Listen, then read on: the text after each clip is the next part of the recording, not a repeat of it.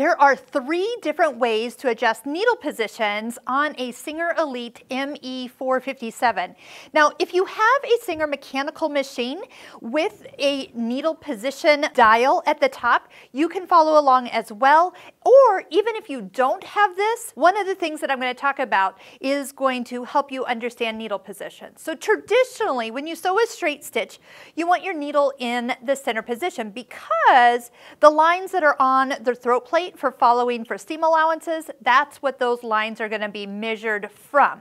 Now there's times where you want the needle to be on the left, the right, or somewhere kind of in between. So as you're sewing, one of the things you can do is you can adjust needle positions while you're sewing. So you can move the dial from center to left to right if your machine is in motion. The only thing I guide you is if your machine is stopped and your needle is in the fabric, it would be best to turn that hand wheel, bring the needle up before you just move this dial, because it's going to drag the needle in the fabric to the new position. So that's the one thing I would guide. Next, let's talk about, I'm going to put this back to the center.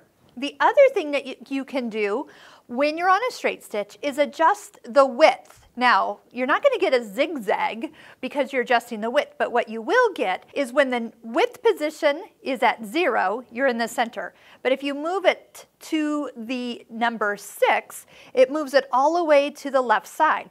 It also moves it at any point in between the center and the left. So if you just need it a little bit this way, but not all the way, like this dial will take it, you can fine tune it with this dial, the width dial. But that's only on your straight stitch selection. Okay, so that's number 2. You also have the option, let's say we're on a zigzag, and we want, right now the zigzag is going to form in the center.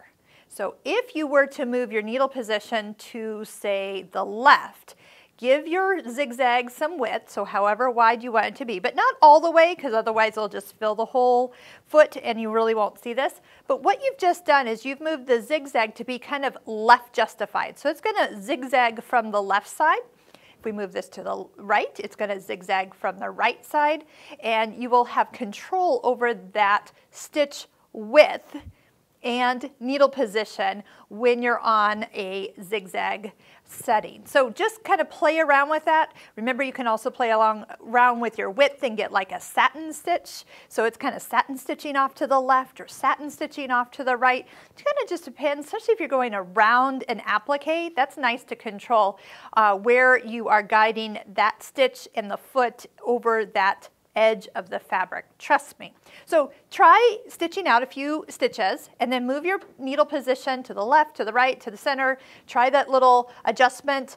When you want to get back to a straight stitch, turn everything back. I'm going to put my length back to 2.5.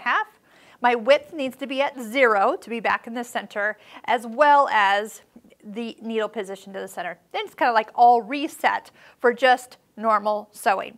So I hope you'll check out all the videos that we have done on this Singer machine. If it's not identical to yours, remember, you can follow along. Most Singer tutorials are going to be similar from model to model. So check out the links below in the description and at the end of this video where you can continue learning more about your machine.